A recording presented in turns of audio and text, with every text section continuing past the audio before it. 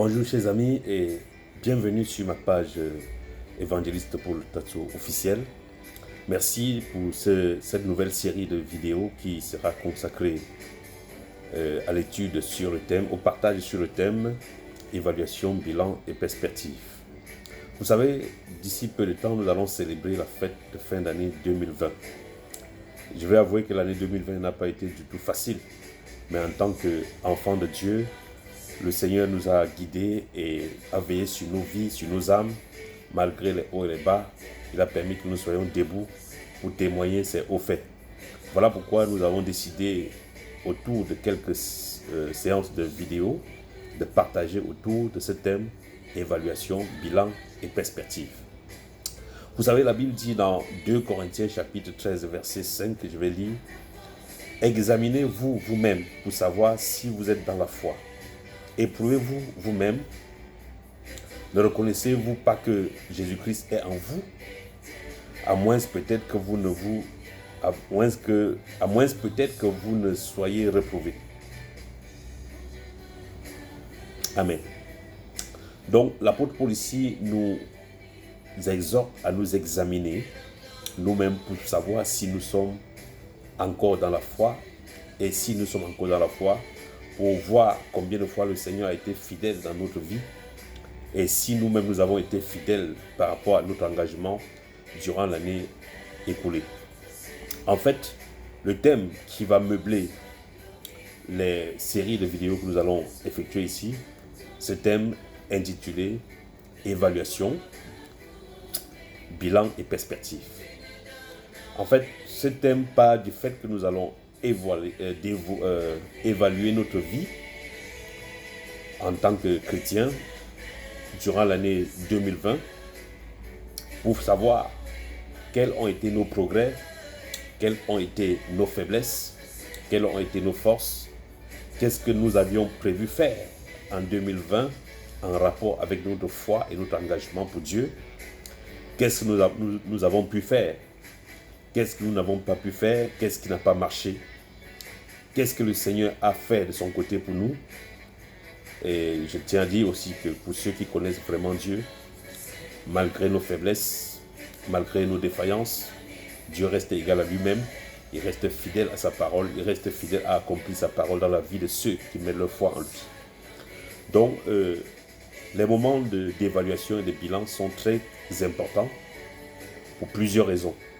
Premièrement, ces moments nous permettent de nous remettre en question pour passer au peigne fin de notre vie dans toutes ses dimensions, pour savoir si nous avons marché exactement comme notre foi nous l'a commandé au début de cette année, pour savoir si nous avons marché dans les voies que le Seigneur nous attend, que nous-mêmes nous sommes fixés par rapport à notre foi, pour savoir si notre vie au quotidien a été menée de manière à réaliser les objectifs spirituels et même social et familial que nous nous sommes fixés pour l'année 2020. Donc, nous allons axer notre évaluation, notre série d'enseignements sur les points suivants, parce que pour mener une bonne évaluation, il faut fixer les axes d'évaluation. C'est très important. Il faut définir les axes d'évaluation pour quantifier l'évaluation de notre vécu pendant l'année 2020.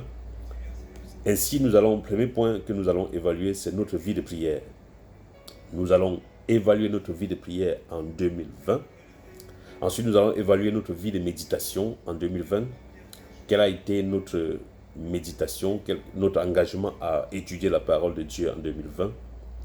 Nous allons évaluer l'impact de notre foi chrétienne sur notre vie quotidienne.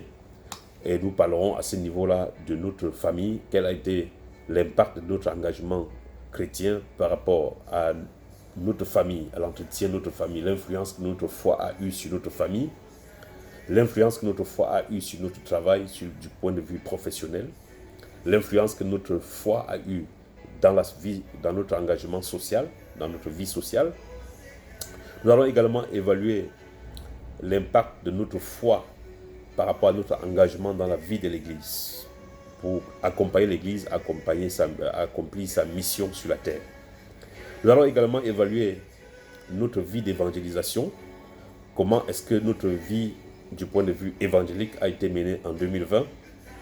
Nous allons évaluer notre vie en termes de communion fraternelle, comment notre relation avec les frères et sœurs dans le Seigneur a été en 2020. Et nous allons également évaluer notre vie de sanctification. Puisse le Saint-Esprit nous ouvrir les yeux et nous permettre de comprendre notre vie en 2020 comme lui, il la comprend, afin de mieux planifier notre vie pour 2021. C'est ça que nous avons appelé perspective. Donc je crois que nous serons ensemble pendant ces moments, pendant toutes ces séries de vidéos, et que le Saint-Esprit sera au contrôle pour nous éclairer, pour ouvrir nos yeux, afin que nous puissions nous examiner, pour savoir si nous avons marché conformément à notre foi, si nous avons été à côté des objectifs spirituels que le Seigneur attend de nous. Et la grâce de Dieu est disponible pour nous accorder la grâce et la faveur, le pardon de Dieu, et nous donner les forces pour aborder l'année 2021, pour aborder l'année 2021 avec du bon côté, avec le Seigneur, nous tenant par son bras, par sa main puissante, comme il a toujours eu à le faire. Nous allons clôturer cette vidéo en priant que le Seigneur étende sa main de grâce sur nous pour nous libérer de tout fardeau qui pèse sur nous et qui nous favorise pas la tâche de glorifier son Saint. Donc le Seigneur ôte ces fardeaux qui pèsent sur nous et nous troublent, afin que nous puissions achever cette année totalement libre par la puissance du nom de Jésus. La Bible dit, vous connaîtrez la vérité et la vérité vous rendra libre.